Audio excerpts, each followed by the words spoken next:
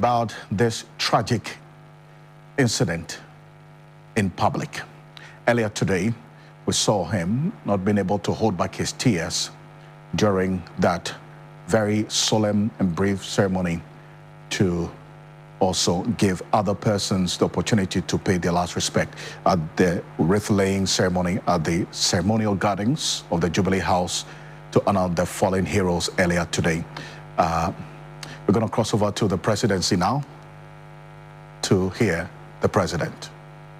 Kamla Kluche, our presidential affairs correspondent as well, is connecting with us from the presidency right now. Kamla, paint to us what the atmosphere is at the presidency as we speak, just a few minutes before we hear from the president on this tragic event for the first time. Well, Alfred, nothing much really has changed from what the situation has been since yesterday, over 48 hours or so ago, when the incident happened. Flags still flying at half-mast. The atmosphere in the Jubilee House is one that can be described as somber and quite emotional. Almost everybody that came through at half-mast. The atmosphere in the Jubilee House is one that can be described as somber and quite emotional. Almost everybody that came through the Jubilee House, or the seat of government, from the morning till now, have been adorned in black. The president led a government delegation to lay this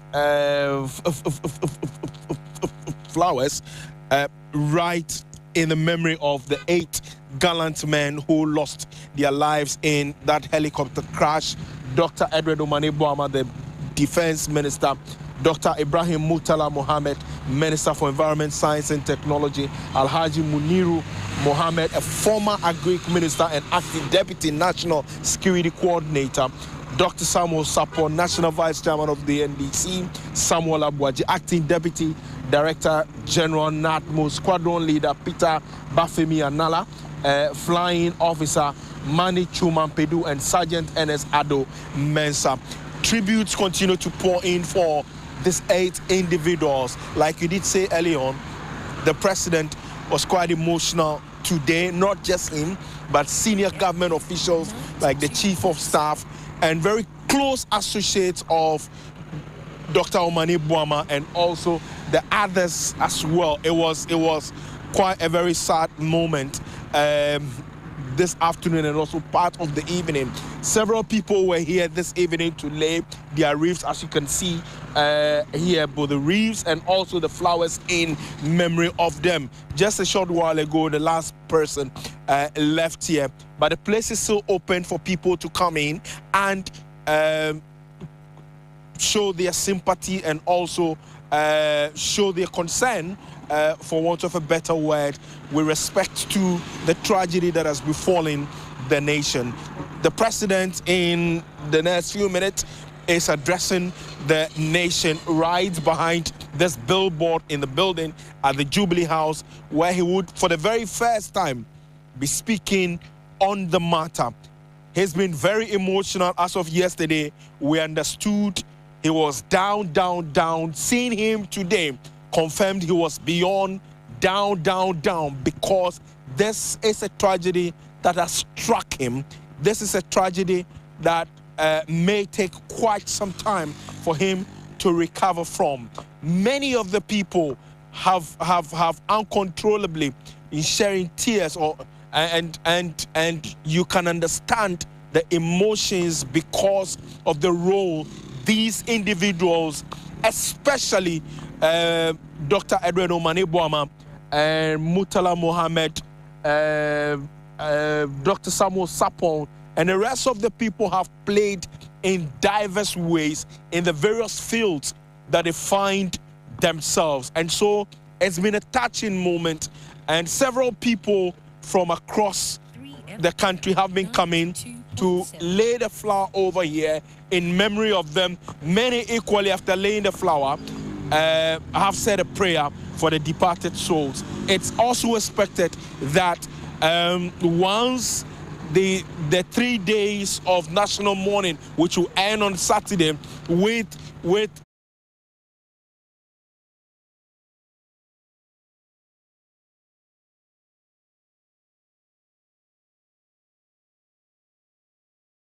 that vigil or that remembrance ceremony that will be held from 5 p.m. at the State House, at the forecourt of the State House. Many would come in their numbers to express memories, fond memories that they have of these individuals. Kamala, you make the point just earlier about the president's countenance earlier today during that wrestling solemn period as well. And we're going to show videos alongside. But I recall you did show us yesterday after, and that's what we're talking about. This was earlier today during that ceremony, Kamala, that you referenced briefly, which took place earlier this morning. The solemn wreath-laying ceremony at the ceremonial gardens, where you are right now, like Julius Deborah, the chief of staff, also the vice president, the president, lined up there together with the top brass of the Ghana Armed Forces. And at that point, some point, as we did see, the president could not hold back his tears. This was the first time we'd seen him in public after this incident, tragic incident yesterday. Kamala, you spoke to the Honorable Haruna Idrisu, the Education Minister, the Tamale South Member of Parliament. He had indicated as of yesterday that the president was broken emotionally and couldn't pull himself together. That is what we saw earlier today, is it not? Right there at the ceremonial gardens. Absolutely, Alfred. I mean, and not just him. You could see even at the press conference yesterday, you could see the Interior Minister Murtala Mohammed, who broke down emotionally, could not control his tears. He went all out because of the attachment of this. He's one person who has worked very closely with Dr. Omani since both of them became cabinet ministers. Even before that, they worked quite tightly, because I mean both defense and interior, are linked, and so you can understand the emotions that he expressed. Not just him, but even other people. We understand other heads of other agencies who were supposed to be on that trip. We understand because it was a multi-sectorial launch that was supposed to happen yesterday, spearheaded by the Ministry of Lands and Natural Resources. I mean, several people were supposed to have been there. The emotions being drawn span beyond just individuals, but also beyond the position of appointees that these people have with respect to their connections with him. Alfred, I can tell you that there's a friendship or there's a bond that exists between them. Names I will not want to put out now, but many people who know Dr. Omani and Murtala and the rest very well know very well how close they are to each other with respect to the friends that they have. And his calm and affable nature, Murtala Mohammed same, Dr. Samuel Sapon same, but even on the corridors of the armed forces as well, these individuals who were the flight attendants themselves also have a very, very cordial relationship with the colleagues whom they work with. And so the memories or the various emotions have cut across just the political lines. It's gone even to the civil servants, the public servants as well, and cut across all individuals of the country. And so it's understandable if you find ministers of, say, we saw the Attorney General and Minister for Justice, Dr. Dominic Ayine, today broke down. Even at the airport, when they were conveying the samples to South Africa for further forensics, we saw some of the state officials showing a lot of emotions as well. It tells you the connection. This is beyond just the politics. This is beyond the NDC and the MPP. This is actually what unifying the country is like, because the emotions cut across two sides of the divide. Sad reflection coming out right there, and as we're saying behind you, as we count the seconds and the minutes before we hear from the president for the first time, speaking about this, addressing the nation after this rather sad event yesterday. Tragedy that has never befallen a country like this. And we've been recalling the previous incidents of this nature. This is by far the most devastating as we've had as well. Now, Kamala, you referenced what happened earlier today when the samples of these fallen heroes were flown to South Africa. My colleague, Godwin Asideba, was at the Jubilee Lounge at the International Airport earlier today, where the samples of these 8 gallant Ghanaians who died in the line of duty were flown to South Africa for forensic analysis to determine specific identities. And you understand, because of the extent of how charred the bodies, the remains were, it was a bit difficult also doing the identification. Now, the videos you're seeing there and the Jata private jet is what was used to airlift and, in fact, take these samples of these fallen heroes to South Africa. Gordon Asidba gave us a brief of what happened. We're seeing now the Honorable Haruna Idrisu Tamale South, Member of Parliament, Education Minister. We had Mohammed Muntaka Mubarak as well. That's also Member of Parliament, is the Minister for the Interior. Also, Dramani Mahama, entrepreneur, brother of the President. And then also we had Al-Hassan Soini, who's a Deputy Roads and Highways Minister, and Tamale North Member of Parliament, very close friends with the late Dr. Al-Hajj Ibrahim Mutala Mohammed as well. And clearly the countenance reflects and defines what the nation is feeling at the moment. You see the Honorable Emmanuel Amakofibua, who is now also doubling as the Minister in charge of Environment, Science and Technology. If you recall, the program that these individuals were attending yesterday when this unfortunate incident happened was under the auspices of the environment, the Ministry of Lands and Natural Resources, and one of the initiatives that this administration has put together to also fight illegal mining. And because there's an interministerial approach to fighting galamsey, you had Emmanuel Amakofibua there, and then also the Honorable or late Dr. Al-Hajj Ibrahim Mutala Mohammed was supposed to be there as well. And unfortunately, this incident happened. Let's hear from Gordon Asideba. He just gives us a wrap of what happened earlier today when the samples were airlifted. The lounge of the Kotoka International Airport here in Accra.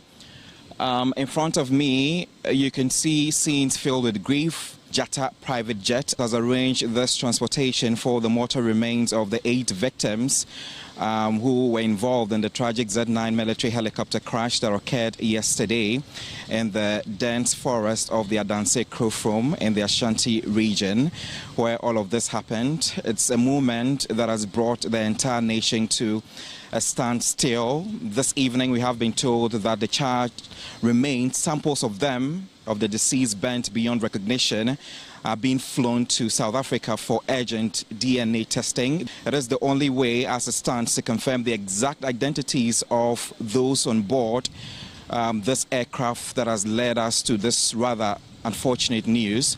The remains are being flown out on the Jata private jet, and we'll continue to follow this developing story and provide updates on the results of the DNA testing and upcoming funeral arrangements as well. But for now, from here at the Jubilee Lounge, it is a moment of reflection and a call for national unity in the face of profound grief. To speed up the investigation, obviously we need to do further examination and investigation just for the avoidance of doubt. And some of the forensic that needs to be done, I mean, taking samples, how to be done outside the country. So that's why we are trying to fast track, and you see all that. We know that this evening the President will address the country and the world, so we hope that we will all be patient and wait for the President's address.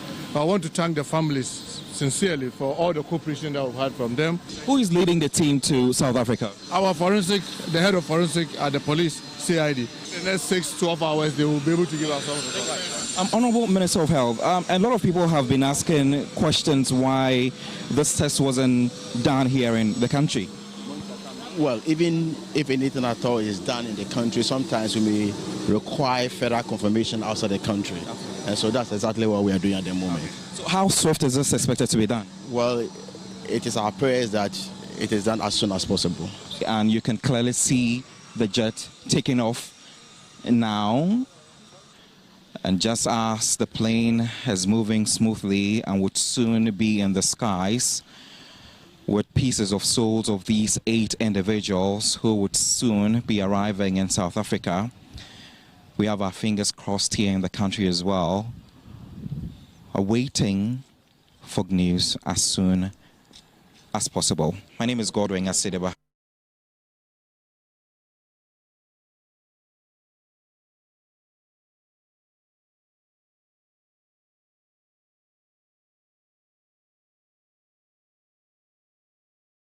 Well, then we're going to cross over to the presidency now. The President, John Dramani Mahama, has started the address to the nation.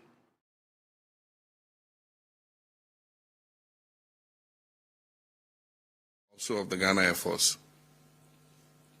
This tragedy represents a deep personal loss for me. I shared a close bond with many of those individuals who died. Our nation is grieving. And on behalf of the government and the people of Ghana, I extend my deepest condolences to their families, friends, and their loved ones. Know that our entire country mourns with you. We share your pain. Your loss is our loss. A loss of dedicated public servants, intellectuals, and individuals who tirelessly worked for a better Ghana. These 8 individuals dedicated their lives to Ghana's progress. That their final moments were spent in service is a testament to their unwavering commitment. We have lost some of our nation's brightest minds. And this is a moment of shared heartbreak, a time to reflect on the preciousness of life, the sacrifices of public service, and our gratitude for those who dedicate themselves to the well-being of our fellow citizens. Squadron Leader Anala, Flying of Sampedu, and Sergeant Ado were dedicated members of our Air Force, embodying the best of their profession. Alhaji Muniru Mohammed Limuna was a humble yet effective public servant. Samuel Sapong was a respected statesman, and Mr. Samuel Abwaje was a promising young leader. Dr. Omani Mahama was a brilliant and dedicated leader. And Alhaji Dr. Murtala Mohammed was a passionate voice for his constituents and a champion for environmental stewardship. These gallant men each served Ghana with distinction. And as we mourn, questions about the cause of this tragedy are only natural and important. And I want to assure the families and the nation that the Ghana Armed Forces has initiated a full and transparent investigation into the circumstances of this crash. An investigative board of inquiry has been set up to investigate the cause of the crash. The flight data and cockpit voice recorders have both been retrieved. All 8 of the bodies of our departed comrades have been retrieved, and the government is in close touch with the bereaved families about identification of the bodies and final interment. In this moment of national grief, let us remember that we are above all Ghanaians, united not just by our nationality, but by our shared hope, our shared humanity, and now our shared sorrow. Let us set aside our differences and offer our collective compassion to the bereaved families. This is not a time for division, speculation, or political point scoring. It is a time for strength, for empathy, and for the enduring Ghanaian spirit that still stands tall when all else has failed. Let our words be of comfort, our actions be of kindness, and our unity be the tribute we offer to those whose lives have been lost. To the families, to the Ghana Armed Forces, to the ministries and departments that have lost dedicated staff, and to the National Democratic Congress, which mourns the passing of valued members, may you find strength in their memory and their legacy. May we all be comforted by the knowledge that though they are gone from our sight, they remain forever in the spirit of the nation they so faithfully served. On Saturday, 9th August at 5 p.m., the nation will gather at the forecourt of the State House for an evening of reflection and memorial in honor of our departed colleagues. Books of condolences will be opened simultaneously at the Ministry of Defense, the Ministry of Environment, Science and Technology, the Ministry of Foreign Affairs, the Ghana Armed Forces headquarters, and the National Democratic Congress headquarters, and also the head office of NADMO from Sunday, 10th August to Thursday, 14th August. On Friday, 15th August, an interdenominational state funeral will be held for the 8 heroes at the Black Star Square. My brothers and sisters, my fellow countrymen and women, may God bless their souls, and may God bless our homeland, Ghana.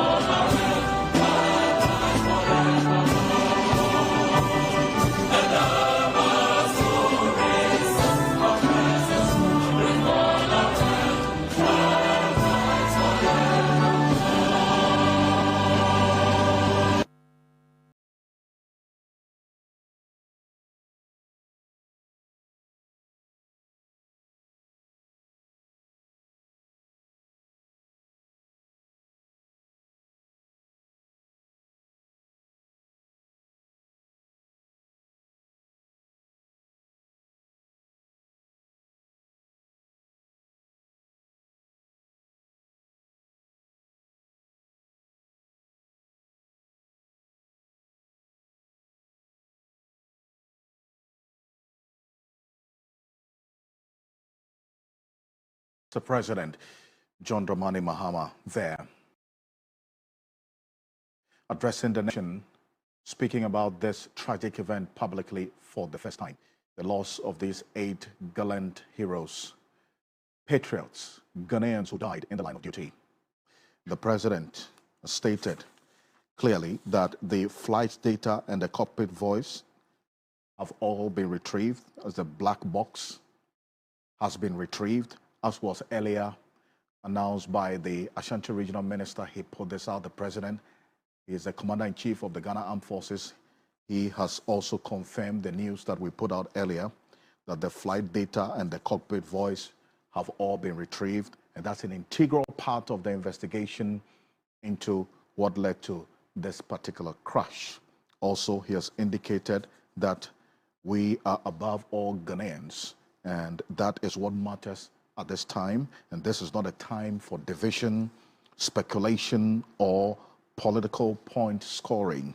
He has also indicated that unity will be the most important tribute that we offer to those who have lost families and loved ones, as we have seen. He also indicates that he would rather we all be comforted that these persons we have lost today, statesmen, family members, brothers, fathers, siblings, did serve the nation with their all and died in the line of duty. The President has also given details of a number of events that have also been put in place to honor the memory of these persons that we have lost. There'll be an event at the forecourt of the State House for an evening of reflection. On Saturday, it starts at 5 p.m. And also there'll be an interdenominational church service. The book of condolences will be opened at the Ministry of Defense, also the Ministry of Environment, Science and Technology, and also at the Ghana Armed Forces. So, we would play back what the president said shortly, just for the benefit of the uninitiated, and we will get into a conversation here on Ghana Tonight. This is a special coverage of the president's speech you just saw, and then also a special edition of Ghana Tonight for today. We'll go up until 11 p.m., so stay with us.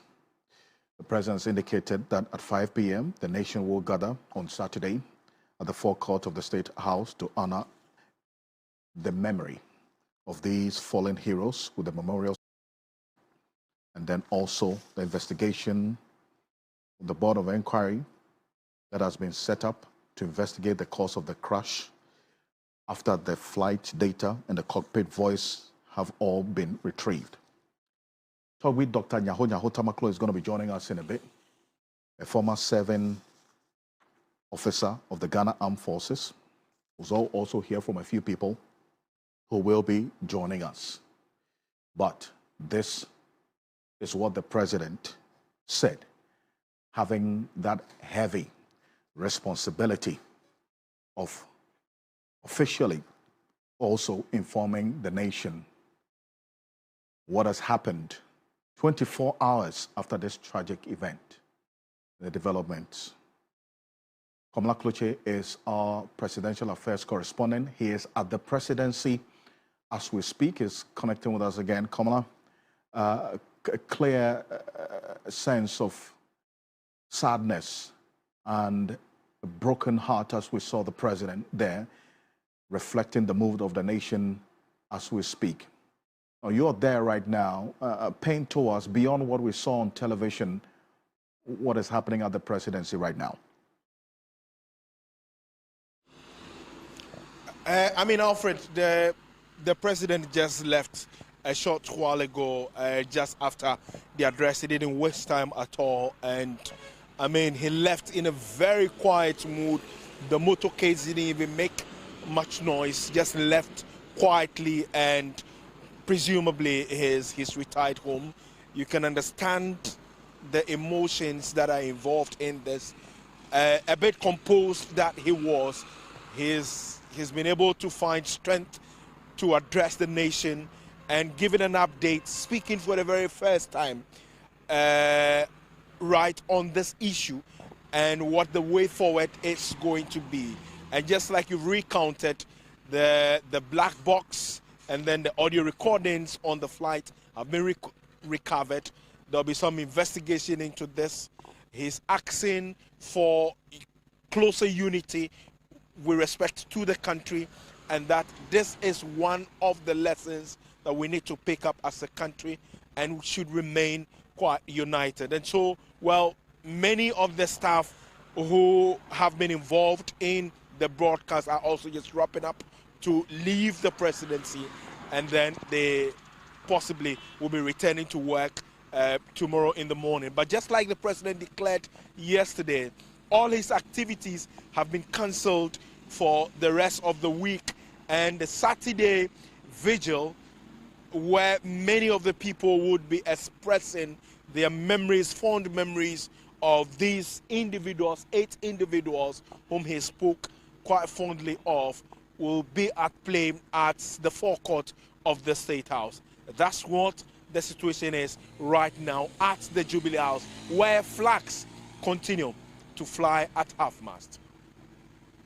I appreciate you for this, and stay with us, because we do know that there's a lot that also is happening right after this president's speech, the president's speech as well, a few minutes ago.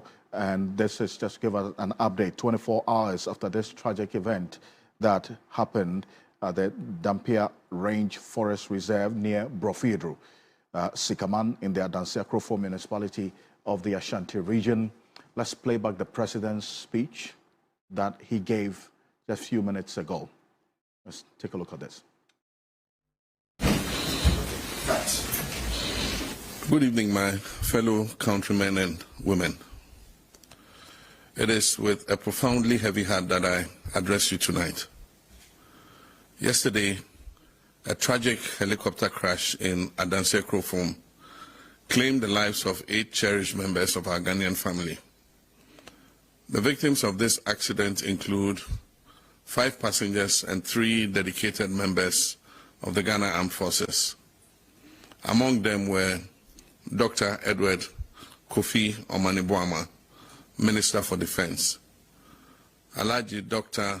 Murtala Muhammad, Member of Parliament for Tamale Central and Minister for Environment, Science and Technology; Alhaji Muniru Mohammed Limuna, Acting Deputy National Security Coordinator; Samuel Sapo, Vice Chairman of the National Democratic Congress; Samuel Abuaje, Deputy Director General of NADMO; and Squadron Leader Peter Anala of the Ghana Air Force, Flying Officer Chum Ampedu of the Ghana Air Force, and Sergeant Ernest Ado, also of the Ghana Air Force. This tragedy represents a deep personal loss for me. I shared a close bond with many of those individuals who died.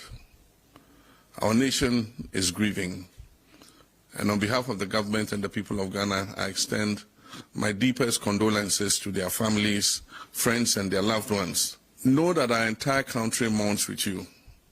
We share your pain. Your loss is our loss. A loss of dedicated public servants, intellectuals, and individuals who tirelessly worked for a better Ghana.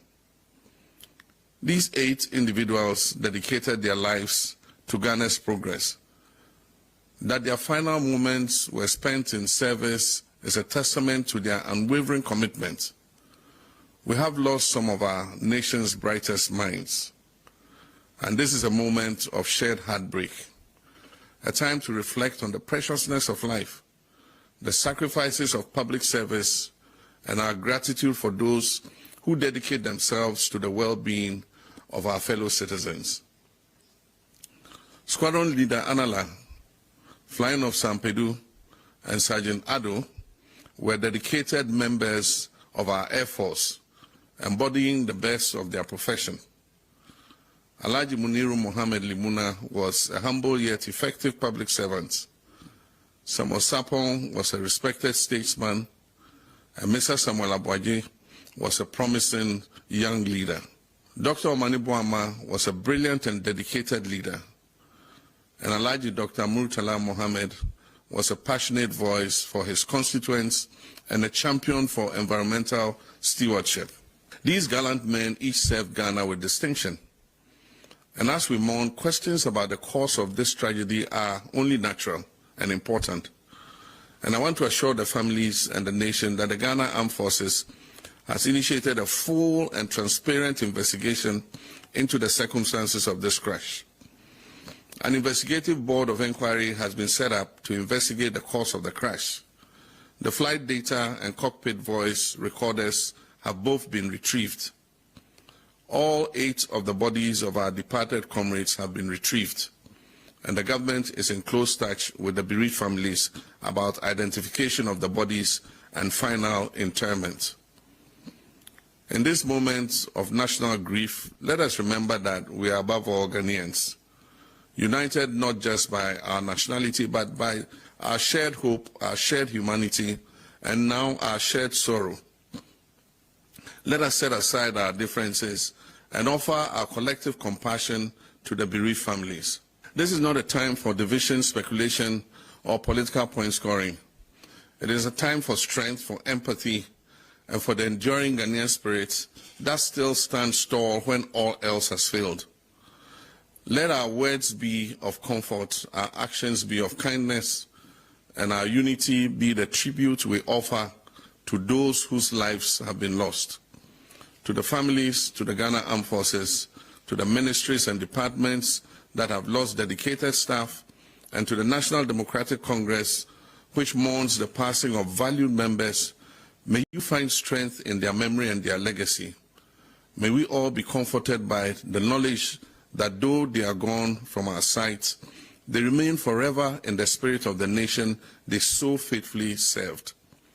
On Saturday, 9th August at 5 p.m., the nation will gather at the forecourt of the State House for an evening of reflection and memorial in honor of our departed colleagues. Books of condolences will be opened simultaneously at the Ministry of Defense, the Ministry of Environment, Science and Technology, the Ministry of Foreign Affairs, the Ghana Armed Forces headquarters, and the National Democratic Congress headquarters, and also the head office of NADMO from Sunday, 10th August to Thursday, 14th August. On Friday, 15th August, an interdenominational state funeral will be held for the 8 heroes at the Black Star Square. My brothers and sisters, my fellow countrymen and women, may God bless their souls, and may God bless our homeland, Ghana. That's the President, John Dramani Mahama, there also giving details of what the update is, what has been found out after 24 hours after this tragic event, and the lineup of activities also in memory and to honor the memory of these fallen heroes. Now, as we recalled earlier, there's been a number of things happening today.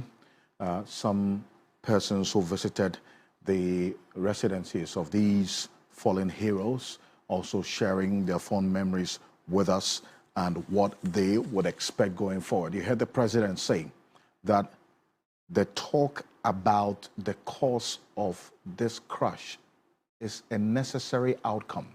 And as a result, full and transparent investigations have already been launched into the cause of this crash.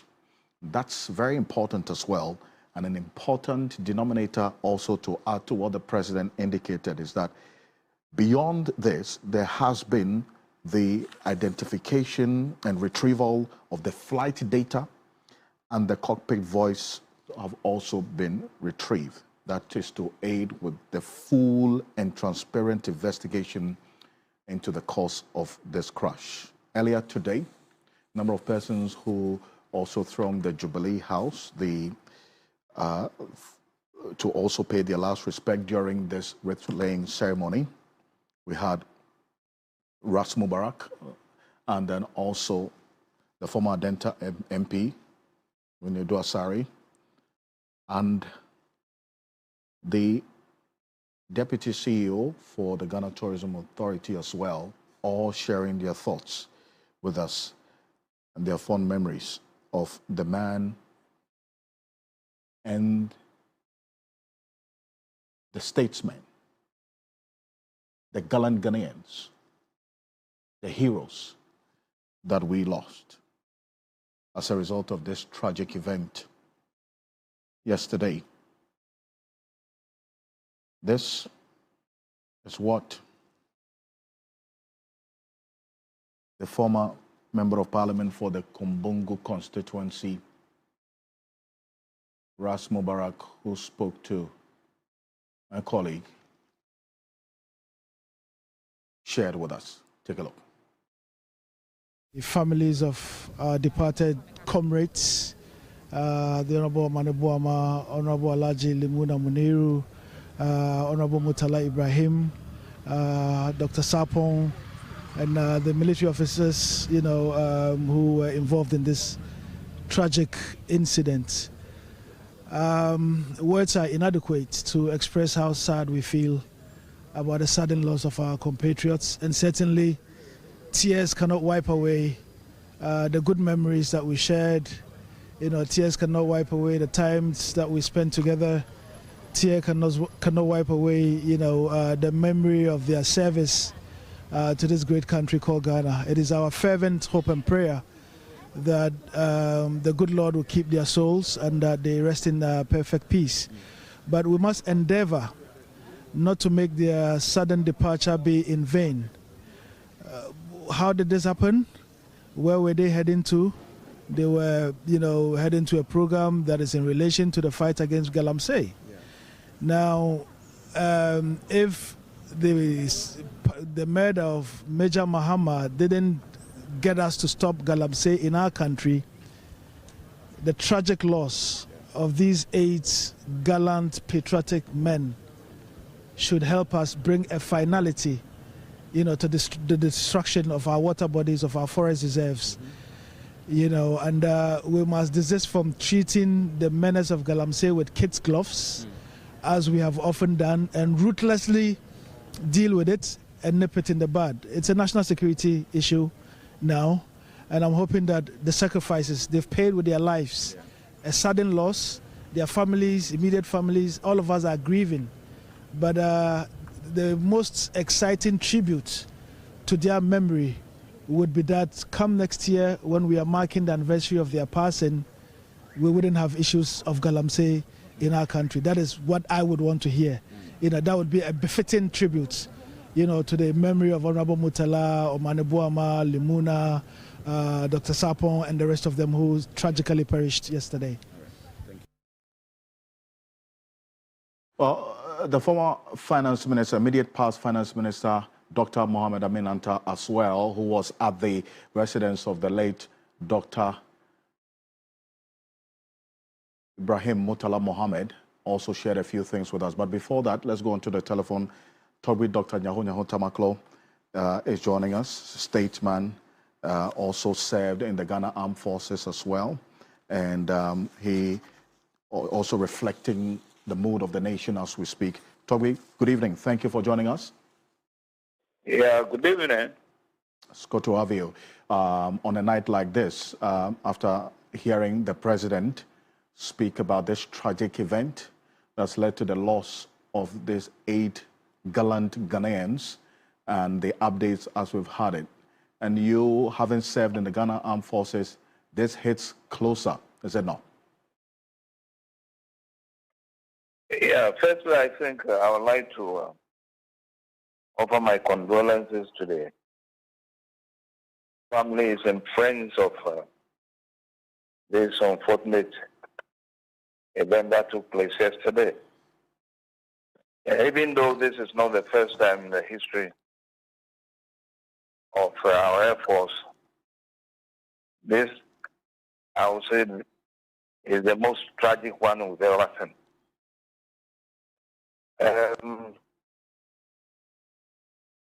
I am glad the President has made mention of an inquiry into the state of the whole incident, and I believe we shall definitely, the military will definitely come out with a satisfactory report. I'm also very much impressed that the few specimens have been sent to South Africa for forensic tests to enable us to identify the bodies. That's also, I think, a very good move. But I think this should be a call for this country to get together. This should be a call for this country to know that we are one people. We've received messages of condolences from various countries, and even the political parties, including my own political party, have also brought in a message, which I'm very happy about. But we should see to it that as a nation, we get together and build this nation to the level that will impress each and everyone that lives in this country. Now, I believe strongly that some of the issues that will be looked at properly will be the state of the aircraft itself, the age of the aircraft, and the latest service that has been done on the aircraft. And in fact, when the last mandatory test of the aircraft was done, and these findings will help us to come to a final conclusion of what really has taken place. It is unfortunate because among them, there are few I think I have got in touch closely. That is Dr. Dramani Mahama. In fact, I was with him about 3 weeks ago at the Accra Sports Stadium. We were just sitting together. And then also, Mutara is somebody too I have seen and had the opportunity to talk to him. Another nice gentleman. The others in the service, I don't know them because they are far engineers in the service. Now, the other patrons who pass on to, I have not really met them before. But I think these people now be seen as patriots, people who, in the cause of duty to the nation, have lost their lives. And they should be honored the way that an honor will be given to the highest person in this country. I think I would like to end here because I don't think there's much to say. People are so, people are mourning at the moment. A very painful experience they are going through, particularly to the families, close families of these fallen heroes. And there's no point really dragging this on. All I'll say is that may the Lord and Allah accept them in their bosoms. Thank you. And indeed, I thank you for these solemn words coming from a place of brokenness as reflects the mood of the nation. But you did indicate, Togby, maybe quickly before I let you go, that these fallen heroes must be seen as patriots and they should be honored in a way that we honor heroes in this country. Correct? That's exactly what should happen. Thank you. Right. I thank you so much, Togby, Dr. Nyaho Tamaklo, for sharing these few words with us. Thank you very much. And as impactful as it is, a statesman, Togby Dr. Nyaho Tamaklo also served in the Ghana Armed Forces as well. Thank you for taking the time to join us. Let's go straight to the Ashanti region because that is the region where this Brofidro area where this tragic incident happened.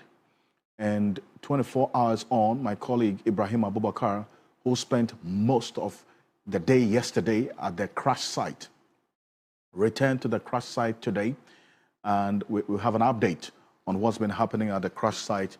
We do know that now, so the president has indicated that the black box that has the flight data and the cockpit voice have all been retrieved. Ibrahim is joining us on Zoom right now. Ibrahim, thank you for connecting with us.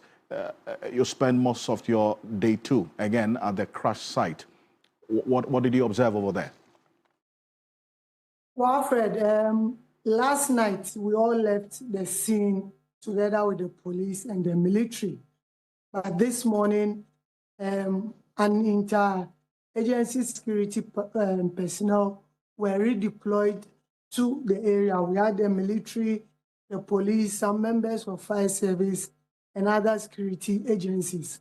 And the mission was simple, to be able to retrieve the black box that authorities believe will aid in the investigation. So today, there was a ban on farming activities within the forest zone. In fact, that ban is still in force until further notice, because they wanted to have time scavenge the entire area so that they will be able to retrieve this black box.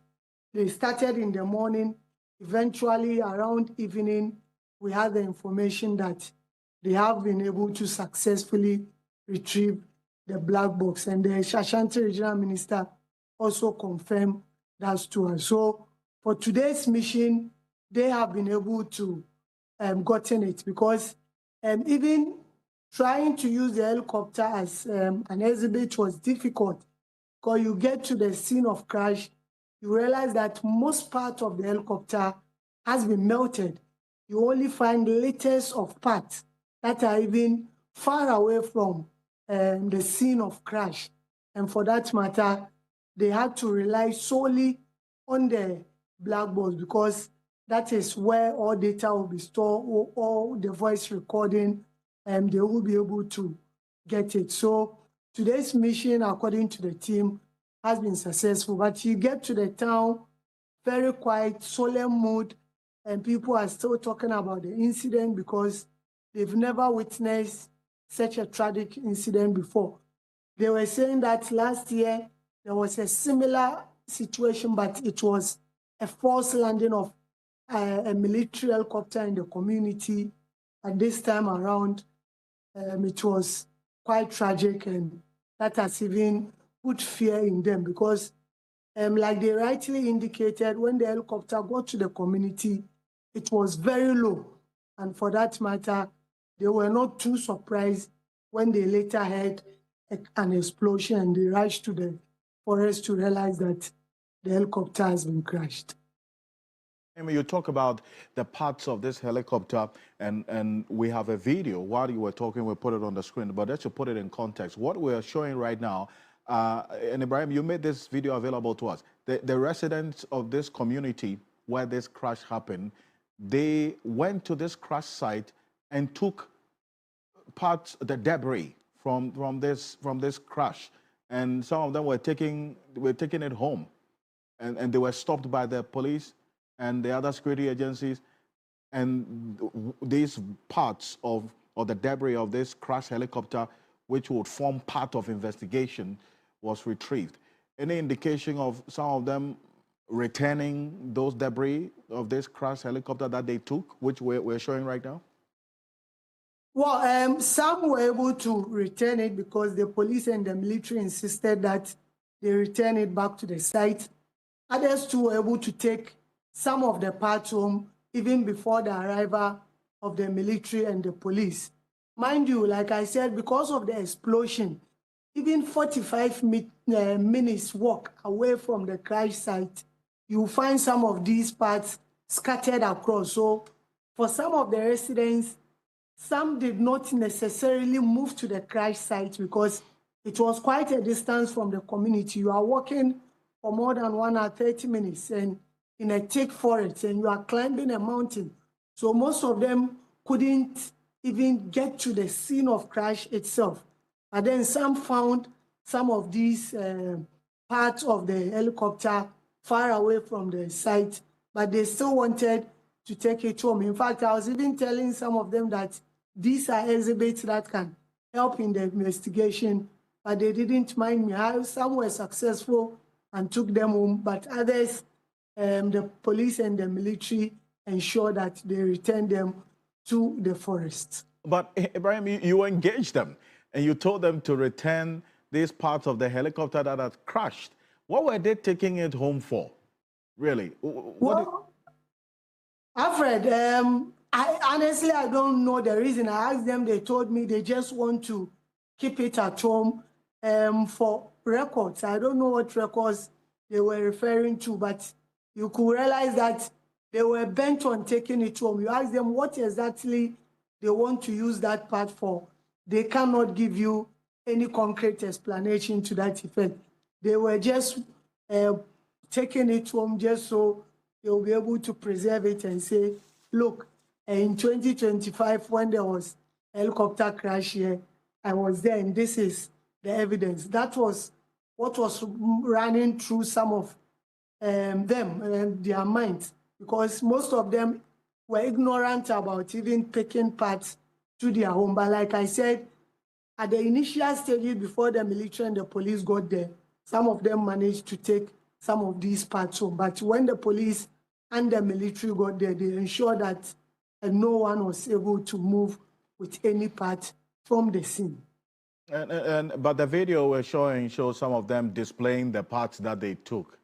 And in fact, you took them on video. You had them on video taking the parts away. Well, they were even excited taking. They even asked me to film them because they have a part of the chopper that they are taking home. Even after filming, I had to educate them, but they said no, and they are taking it home. But like I said, some successfully managed to take them home. Others too had to return it because the police and the military insisted they do it. But like I earlier indicated, not all of them were at the crash scene. Some found these parts scattered within the forest and decided to take it home and do whatever they wanted to do with them. And that clearly defines the extent of the impact of this crash, is it not? Exactly, because the mere fact that you cannot even see the helicopter there, you cannot see something that shows that this is indeed an helicopter. That shows that the impact was intense.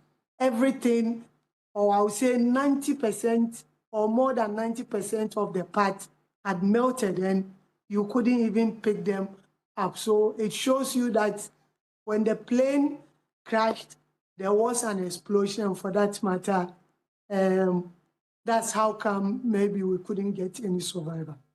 But let's hear the residents, because when you spoke to them, and we'll have a screen analyst also join us, because this is the troubling aspect of this whole development in terms of the post-crash issues and also the investigation. Because if the parts of this crashed helicopter, the debris at the crash scene, you indicated because of the impact of the crash, the spread was as far as away as 45 minutes walk from the crash site itself, and the residents, out of ignorance, have taken parts of this crashed helicopter, which is going to serve as exhibit for investigation to their homes. We can only appeal to them to surrender it to the security agencies at this point. But this is what they told Ibrahim. Just take a look at this.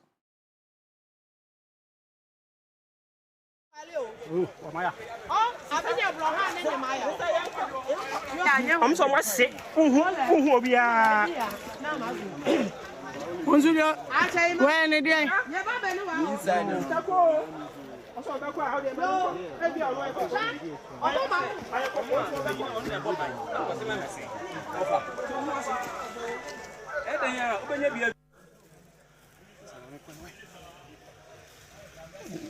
easy, Commander. Minister, bro. Minister,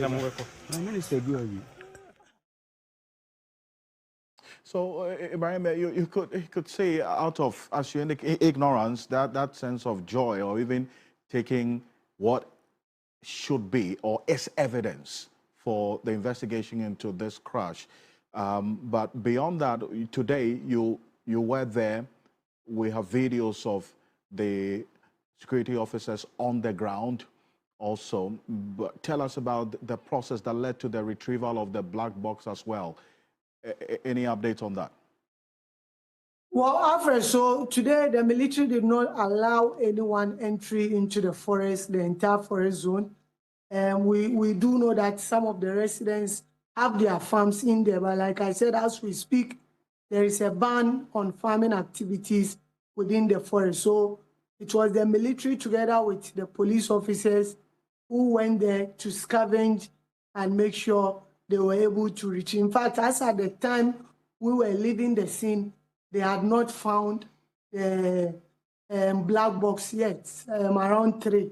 But it was later when we got to Kumasi that the regional minister confirmed to us that they have indeed found it, because there are a number of pits within the forest zone. So yesterday it was difficult for them, and time to us at 5-6 deep forest, and it was getting dark, so they didn't have that luxury of time to be able to search for those aspects. But today, because they went there early in the morning and started the search early, making sure that they were spread, looking through the debris, the forest, then later we were told that they've been able to be successful in getting the black box. So as we speak, the black box has been handed to the appropriate quarters for investigation to continue.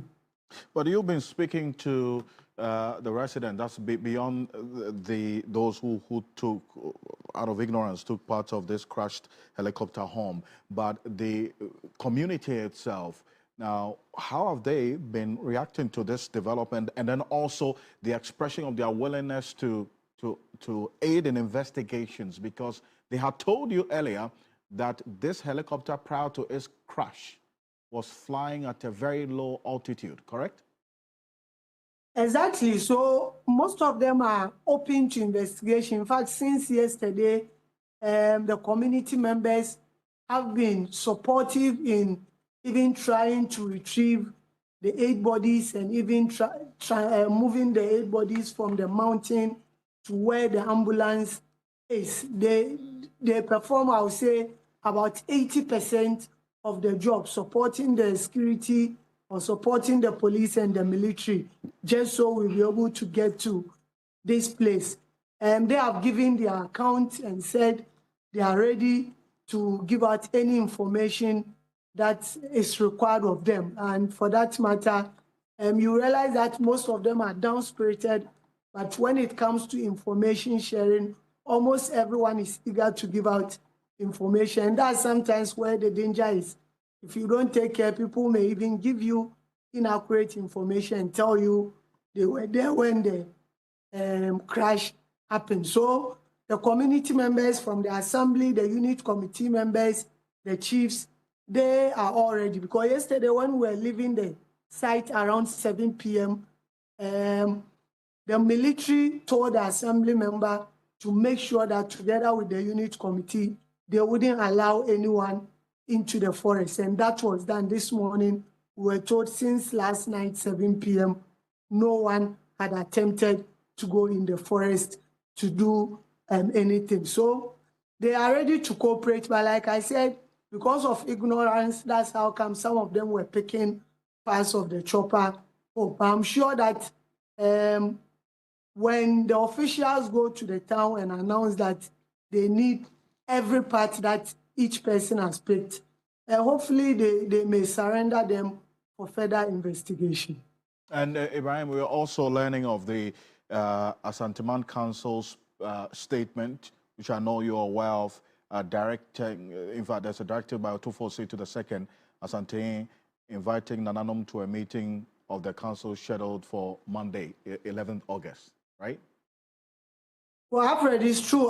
We do not know what exactly this meeting will be about, but at least we do know that every month such meetings are being held.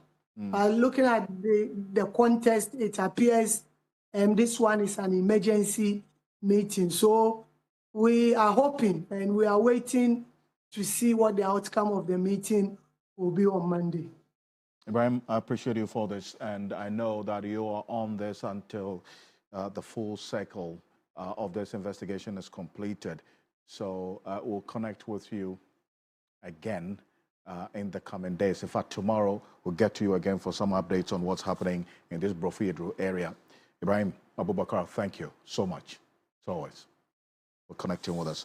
He's Ashanti regional correspondent, but the president gave detail of the investigation in this address that we played, or we brought you live coverage of not too long ago. This is the indication about the investigation and the form in which it will take going forward. Take a look. These gallant men each served Ghana with distinction. And as we mourn, questions about the cause of this tragedy are only natural and important. And I want to assure the families and the nation that the Ghana Armed Forces has initiated a full and transparent investigation into the circumstances of this crash. An investigative board of inquiry has been set up to investigate the cause of the crash. The flight data and cockpit voice recorders have both been retrieved. All 8 of the bodies of our departed comrades have been retrieved, and the government is in close touch with the bereaved families about identification of the bodies and final interment. In this moment of national grief, let us remember that we are above all Ghanaians, united not just by our nationality, but by our shared hope, our shared humanity, and now our shared sorrow. Let us set aside our differences and offer our collective compassion to the bereaved families. This is not a time for division, speculation, or political point scoring. It is a time for strength, for empathy, and for the enduring Ghanaian spirit that still stands tall when all else has failed. Let our words be of comfort, our actions be of kindness, and our unity be the tribute we offer to those whose lives have been lost. To the families, to the Ghana Armed Forces, to the ministries and departments that have lost dedicated staff, and to the National Democratic Congress, which mourns the passing of valued members, may you find strength in their memory and their legacy. May we all be comforted by the knowledge that though they are gone from our sight, they remain forever in the spirit of the nation they so faithfully served. That's the president there. He makes a strong point that there's full and transparent investigation into the cause of this tragedy is already ongoing. And this comes on the back of the calls for investigation by a number of people that we have heard throughout the day today. And also the Deputy Agric Minister, Ayawaso West Wuogon, Member of Parliament, John Dumelo, had this to say. Take a look. Everybody knows yesterday was Black Wednesday. The 8 men died in the line of duty. It could have happened to anyone. And of course, we're all devastated. And so it's a sad day. And everybody is always in a hurry to be the first to share it, And I think sometimes, there are some things you can share. There are some things you can be the first to talk about, but not scenes like this. Because, imagine what the family is going through what they went through when they saw it on social media. And so it can be very heartbreaking. And so, look, I would advise people not to be sharing such kind of sensitive content and try and be the hero when it comes to news breaking. I think investigations should commence, and so when that kind of investigation commences, then we'll be able to ascertain the real cause of what happened. And like I said, this could have happened to anyone. The president uses this helicopter. Everybody uses it. Private citizens use it sometimes. It could have happened to anyone. And so when the investigation starts, I think we should, and the report finally comes out, those who are responsible should definitely report to. As the Member of Parliament for the Ayawaso West Wuogon constituency, the Deputy Agric Minister, John Dumelo, there. The management and students of Pope John Senior High School and Minor Seminary in the Eastern region earlier today held a requiem mass in memory of the late Dr. Edward Omane Boama, the Defense Minister. Just want to take you to the Eastern region. This is what happened earlier today.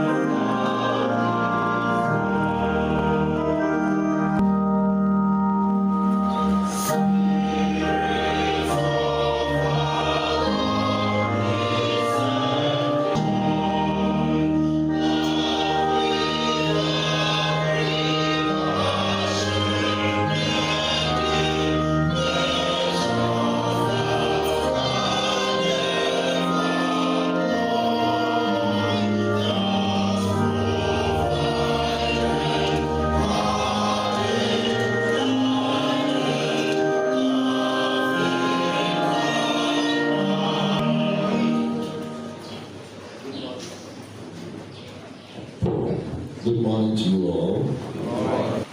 To celebrate Mass. Normally, we have celebrated Mass at the house level. Today we have been Amos House, right? To the chapel.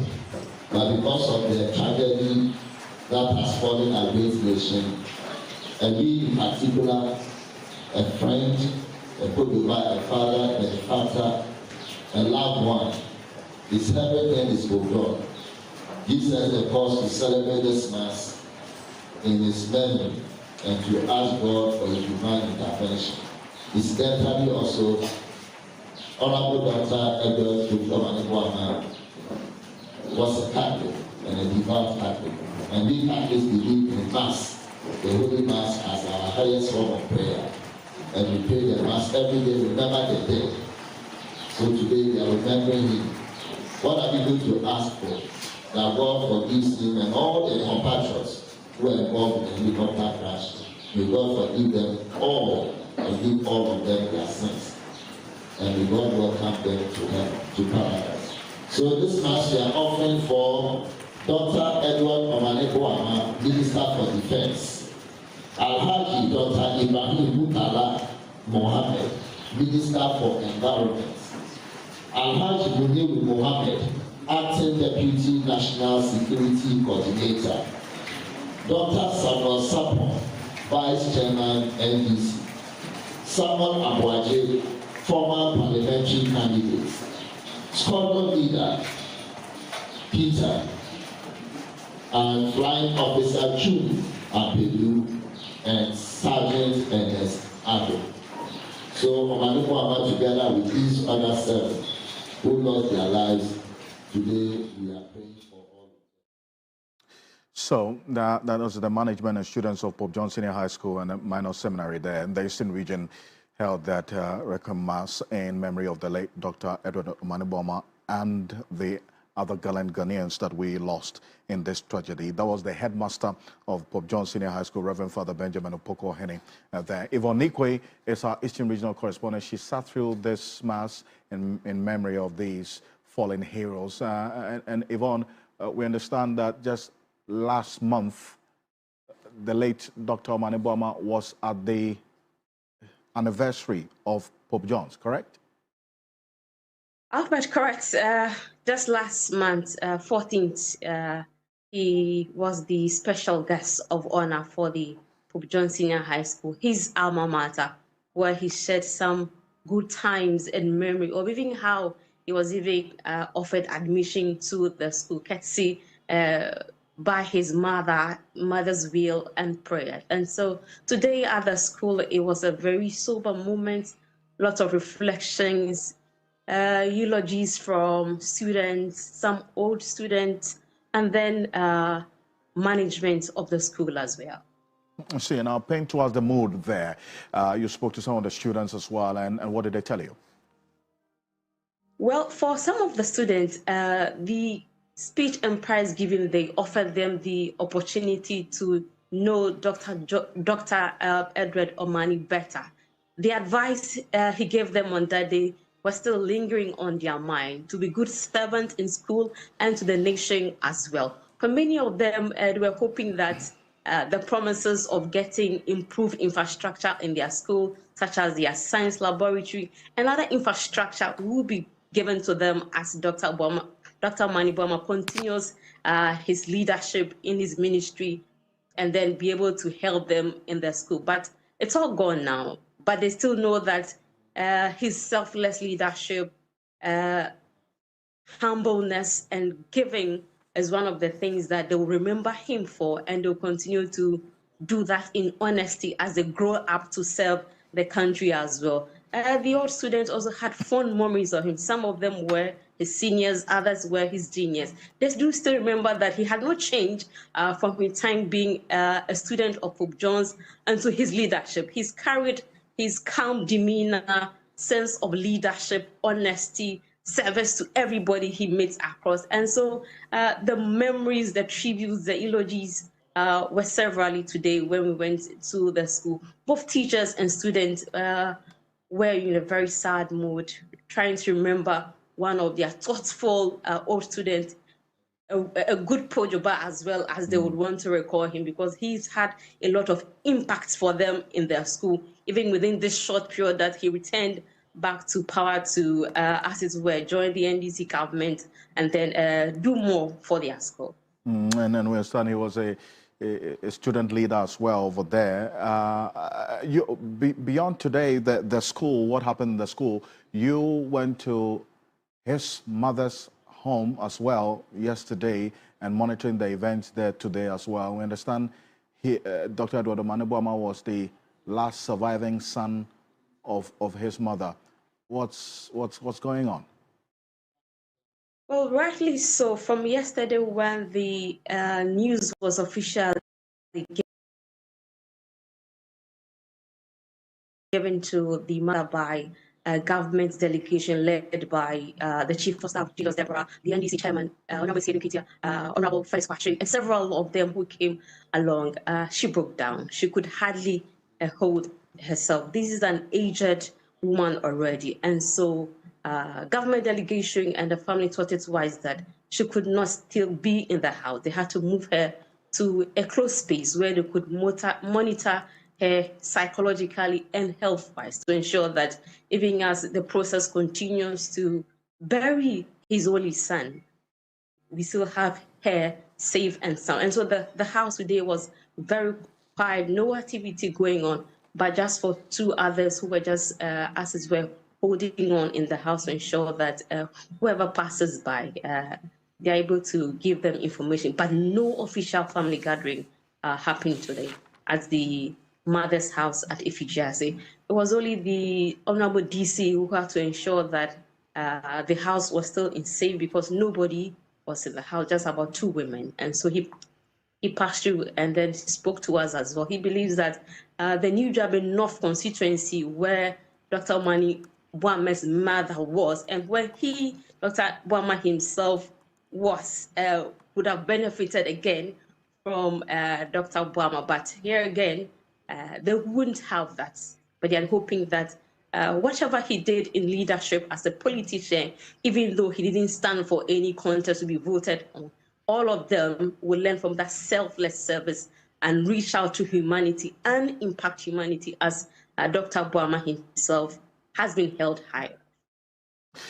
Yvonne Ikwe, I do appreciate you for this, and I thank you for this update. I know that you're keeping tabs on how things are playing out, especially with the family, her mother, that's his mother, beg your pardon, and then also the extended family, how they are reacting to this heavy loss to them, most importantly, and to the nation at large. What we are showing you now, the scenes from the family house yesterday, the family house of the late Dr. Edward Omani Mahama, defense minister, and that was a time when the government officials arrived there to officially communicate his passing to his mother, whom we're getting updates right now from Yvonne Ikwe that she has been relocated from this venue, that's the family house, to another location for close monitoring. You see the Chief of Staff, Julius Deborah, the Sports Minister, Kofi Adams, and the Deputy Defense Minister, Enes Boja Jemfi, all in there, and Phyllis Kwachofosu, the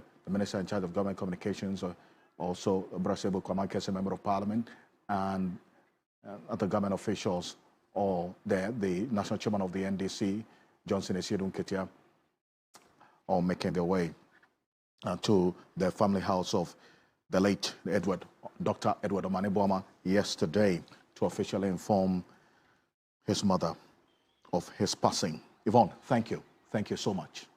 Appreciate you. Yvonne Ikwe is our Eastern Regional Correspondent there. Now, we also got to know a bit more on the life of the late Dr. Edward Omani Mahama, that he once served as a manservant of the now Archbishop Charles Palmer Buckle in Koforidua. Yvonne, quickly, before I let you go, that's some information that we also got earlier today, correct?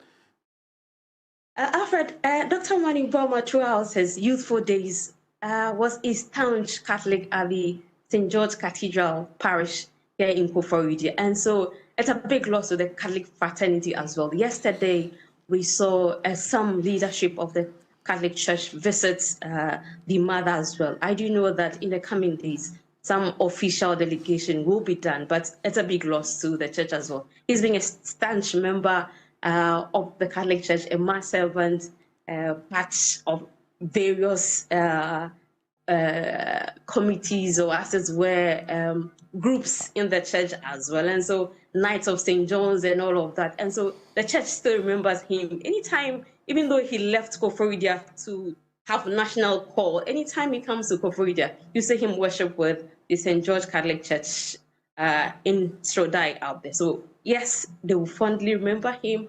And I hope that in the coming days, they will also have patch of a ceremony to remember him as well. And rightly so. Yvonne, thank you so much. This is what the Deputy Chief Executive Officer of the Ghana Tourism Authority, Ghanaian broadcast journalist Gilbert Abeko Agri, popularly known as Abeko Santana, also had these memories to share of the late Dr. Edward Omane Boamah.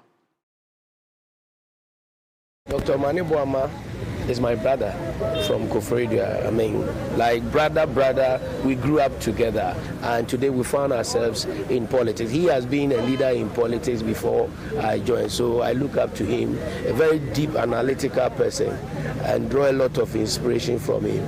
I didn't believe it. I didn't want to believe it, and I'm thinking about his mother that I know. He's the only child of his mom.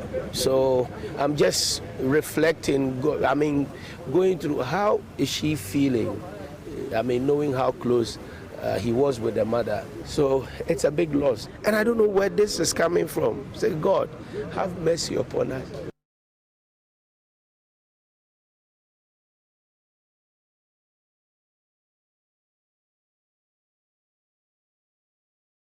So that's Abeko Agri. That's Abeko Santana, the Deputy CEO of the Ghana Tourism Authority there, and also talking about his memories of the late Dr. Edward Omane Boamah, whom the Yvonne, our Eastern Regional Correspondent, did indeed confirm that he served in the 80s as a mass server of the Archbishop Charles Palmer Buckle, and his commitment and dedication to the Catholic Church is one that has also been highlighted quite extensively, right from his youthful days serving as a mass server up until this moment of his passing.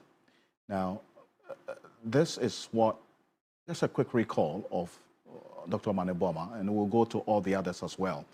When he appeared before the Appointments Committee of Parliament during his vetting, just a brief of that, and then also 2 weeks ago, he addressed the nation at the Government Accountability Series as well. Take a look at this. After several months, to say that page 1, page 2, it's a document. That's okay. It's very unfair. Doc, that's okay. That's okay. Doc, please, the document in your hands. Which one? The one I just gave you. Okay. Doc, be patient with me, respectfully. I'm very patient. Yeah, sure. You. So, and I thought, no, we relax. Mr. Chair, if you permit me, I thought we had settled on this matter. No. That if his view is that this was a very bold investor who had no approvals from government, just went in and decided to loot part of GIS's land, then if we are to go by that, then I should not have linked MPP to it.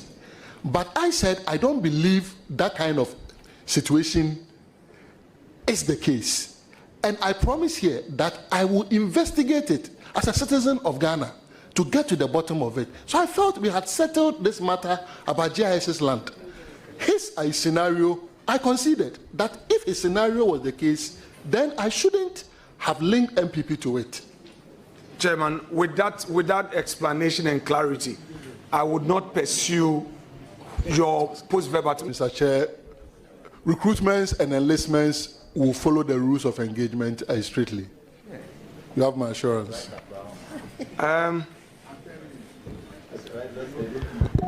Honorable nominee, what is your party's or your government defense policy?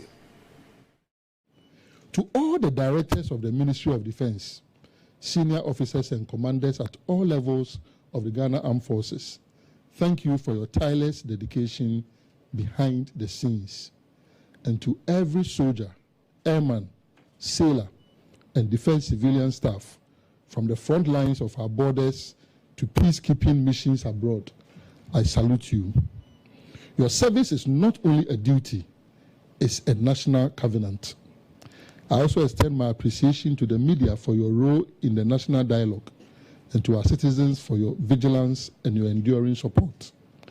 Additionally, to the Ministry of Government Communications for instituting the Government Accountability Series, which has provided us this platform to wear our boots from the barracks to interface with the public and account for our stewardship at the presidency. And may his soul continue to rest in perfect peace. And this was just some 2 weeks ago. The Jubilee House Government Accountability Series instituted by the presidency to also create a platform for the ministers to update the nation on specific policies, interventions to advance the development of this country. Let's go to we'll go to the northern region right now and also gauge the mood there, as a number of the gallant persons we have lost as well have their roots from the northern region. The Minister of Justice and Attorney General of the Republic of Ghana, Dr. Dominic Akorotinga Ayene, also shared his memories of the late Dr. Ibrahim Murtala Mohammed, the Environment Minister and the Tamale Central Member of Parliament. Take a look. If there was anyone in Parliament that we could count on to speak the truth and to be honest and straightforward, he was one of them. Not only was he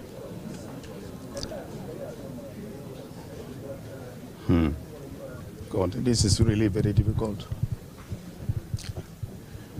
You know, in our politics, integrity is a very rare commodity. But this young man had it all. He loved this country. He loved the NDC as a political tradition. He spoke true to power. And that is what we need.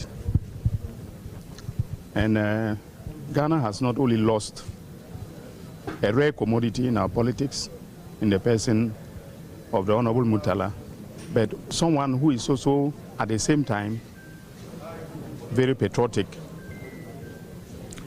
And for me, it was his commitment to do the right thing that stands out very clearly for me. I'm very sure that he has left, even in this short political career, the Honorable Murtala Mohammed has left an indelible mark in my culture. A man is not supposed to cry, but this is too much.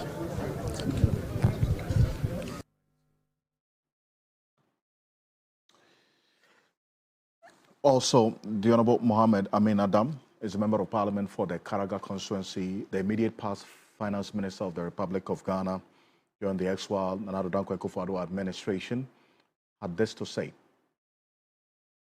Alhaji Muniru, similarly, is a senior brother of mine. I was with him only about a month ago at the Gundeland Youth Association meeting. And so, like all the others, so it's a national tragedy. God has done his work. He chooses when he brings us into this world, and he chooses when he takes us away.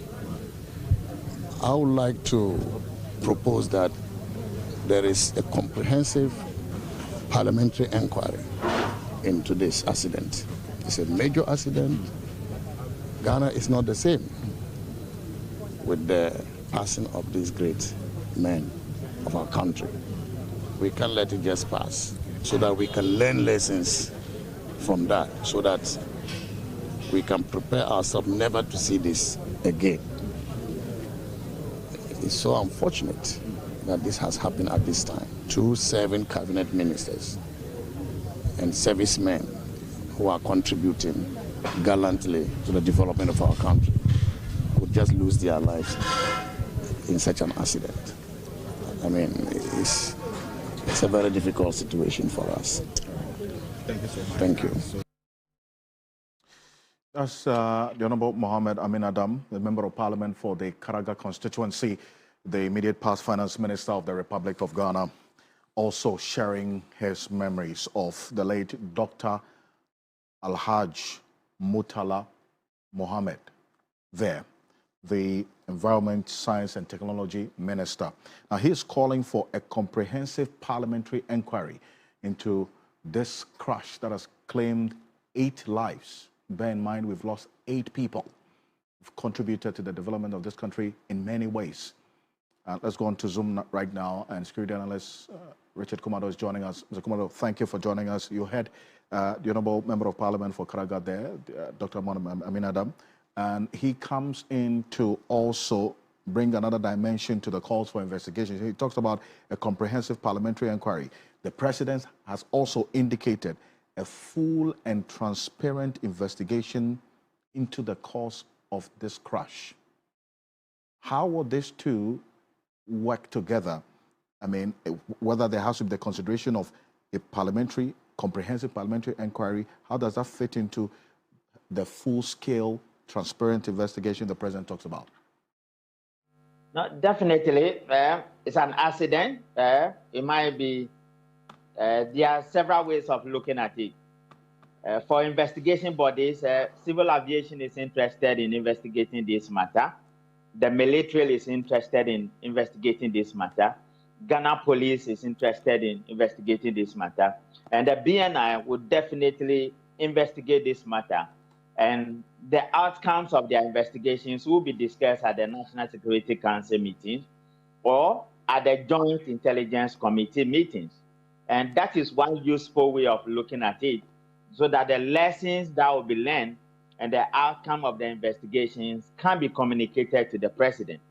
Setting up a parliamentary inquiry into it and setting up all other committees will be for the fanfare, or will be to the broader scale of Ghanaians getting to see what happened publicly and on open television.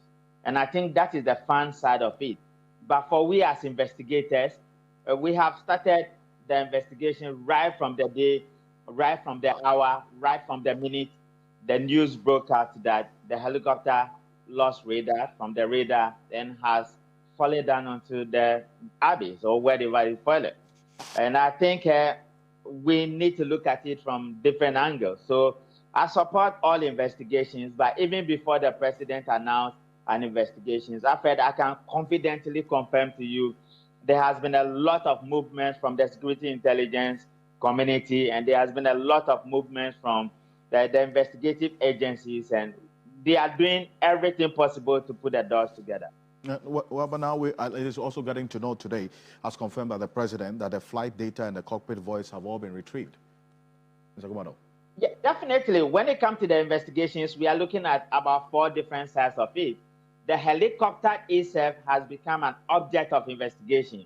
So the helicopter will be analyzed prior to when it took off and what happened to the helicopter. Then again, we are looking at procedure and to see whether the standard protocols were followed. So that is another dimension of the investigation. Then the investigators will also look at the persona of the personalities on board. We want to find out whether somebody carried something untoward onto the flight.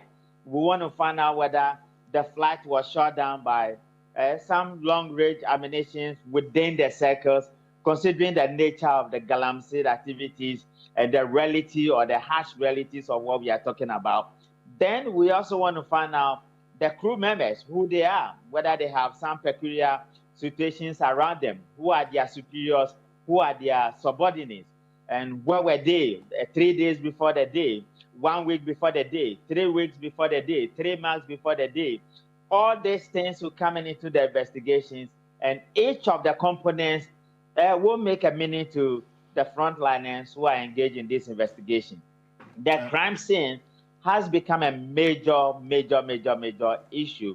I was worried when I saw individuals carrying parts of the helicopter home. I want to believe that the videos we are seeing and those individuals will be identified and they could be brought to book, or those parts could be taken away from them for scientific verification. Then again, after the last one I want to make on the investigation side is that I'm happy the bodies have been retrieved, and I am happy they have been transferred to Accra, and I am happy the police, the forensic team of the police and the crime team of the police are the ones on board to South Africa to ensure that DNAs are done to identify who is who in that regard before the 15th day for the final day of the burial service government has proposed. So that is where we are for now. This investigation is important, and all the skillful persons in all the investigative agencies, we are not talking about amateurs here, we are talking about full-blown investigators. They will get to the field, because I know certain people who are private investigators who are also in the field, making sure that we put our heads together and get this thing done. And a very important point you raise about the scope of the investigation, taking into consideration not just the events of yesterday, but a day or two before, 1 week before. All of that will be of interest to the investigators. Yeah, definitely, yes. We want to find out exactly what happened, the crew members in particular. Then everybody on board. There are various scenarios here. It could be somebody smuggled something into the aircraft. It could also be that somebody shot the aircraft. It could also be it's an attack within the peculiar area they find themselves. Such aircraft, the way they are designed, has the flexibility and adjustment to fly very high when they are instruments. But when they are being moved by manually, then it is the pilot that determines how low they could fly. And considering the fact that we are hearing similar news from Kenya and that of the US, we will want to find out who are the crew members, whether they have peculiar circumstances, whether they are the same people they will want to pick on this flight. I've heard one of the things that is coming up is this. You know, it was the president who is supposed to attend this program, and he passed on the baton to Omanye Boama. When you look at the civilian... there hasn't been any clear official communication of the delegation of Omanye Boama. So I think that we'll double down on that, at least for now, you know, just for the sake of getting... I agree. Just I double that for the point I want to make is that I was just if you want to look at... Hold on. If you look at the civilian relationship to the military, Omanye Boama is the Minister of Defense. And when you take the president out and you take the vice president out, he's the next person. If you're looking at the civilian-military relationship. So therefore, the risk elements around him is high. And every trip he makes, whether by air, by land, I think the precautionary measures should be high. And I also think that the protective measures should be high. And the priorities given to his movement should be a little bit high. And that will also feature in the investigations, in some of the lines of questioning and some of the analysis that will be done. And beyond identifying, you hit the point right there about these persons in the community, the Brofiedu community, who out of ignorance took the parts of this crashed helicopter. They say they're going to keep it. Ibrahim spoke to them, they said, for keeping it for the memory of what happened. Beyond those who we captured on video, which we have made available, what should be done to get those who probably were not spotted to bring it back? An appeal or some search of a sort? Yeah, I think a search can bring it out. That is one. Eyewitnesses can identify who did what. But I also think we need to manage the crime scene a bit more properly, because that whole area is a subject of investigation. The debris has become an object of investigation. All eyewitnesses will help in this particular investigation. And we cannot leave any stone unturned. I am heartbroken. My mother sees Mutala as her firstborn. She adores him. My junior brothers love him so much.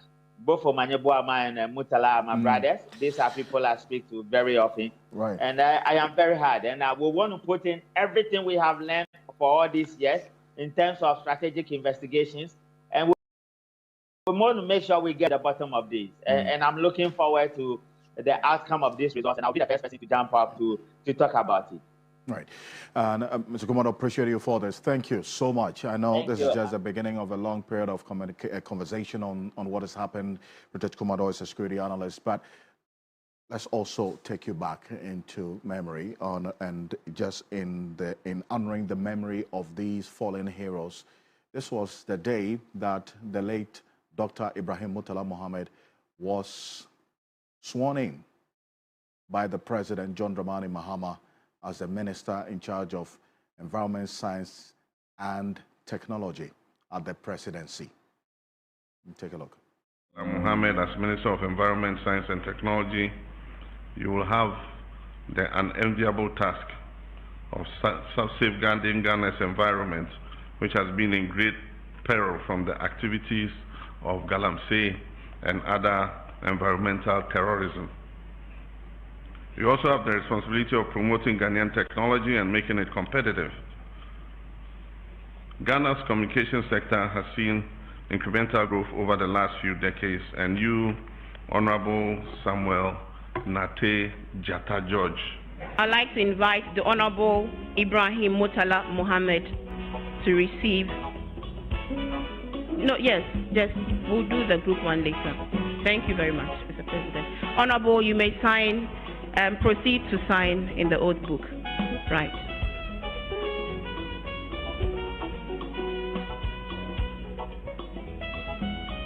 Family and friends of the Honorable Murtala Mohammed, please join.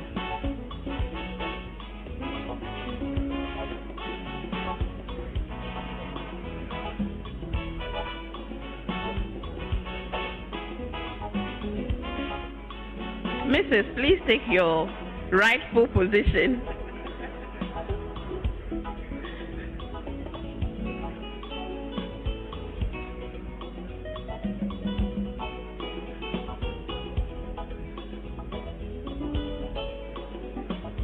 Wonderful.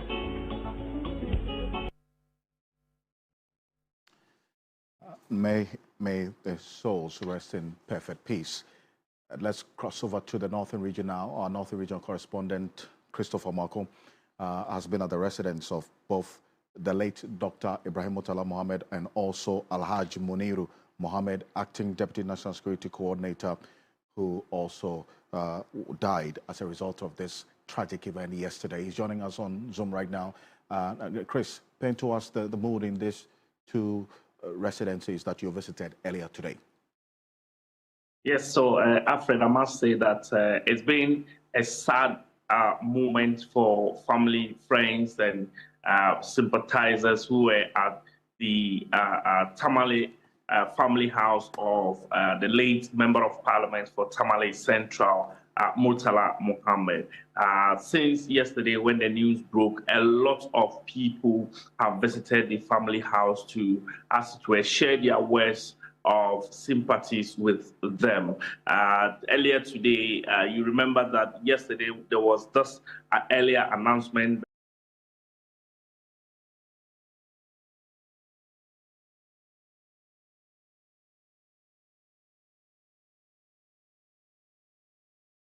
take place. And so a lot of the people who went to the family house today were there thinking that the burial will be carried out. Unfortunately, that did not happen. But the consolation they have is that the late Member of Parliament died a Muslim. He died a religious person. He died